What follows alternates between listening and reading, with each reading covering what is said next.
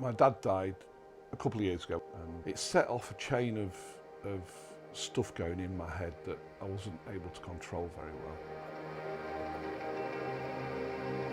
At the same time, at work, we lost our only supplier, Palmer and Harvey. They went under, and that caused horrendous work issues. And then there was an incident at work, and I just snapped.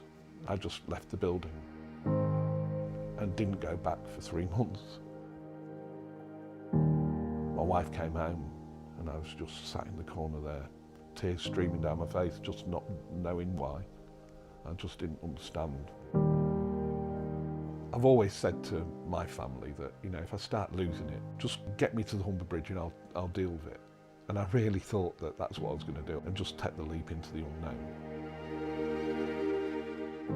I went to my GP, who suggested some NHS course of treatment. But that was appalling. There were 60 people in the room, with a young 22-year-old girl trying to read her script to us.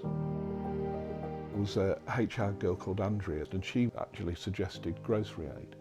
And they suggested a course of therapy which involved having a chat on the phone for an hour a session. She'd sent me a book that was about mindfulness. I just started to get it. The techniques she taught me worked, and I was able to sleep at last. Costco were also very good. They suggested I go back in 1 day a week. The 1 day a week became 2 days a week, became 4 days a week.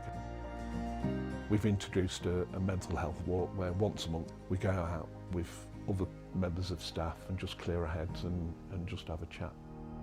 We need to be able to quieten our minds, and I thank GroceryAid for giving me the ability to quieten my mind, because without it I don't know where I'd be now. If I can help just one person, then all of this would have been worthwhile.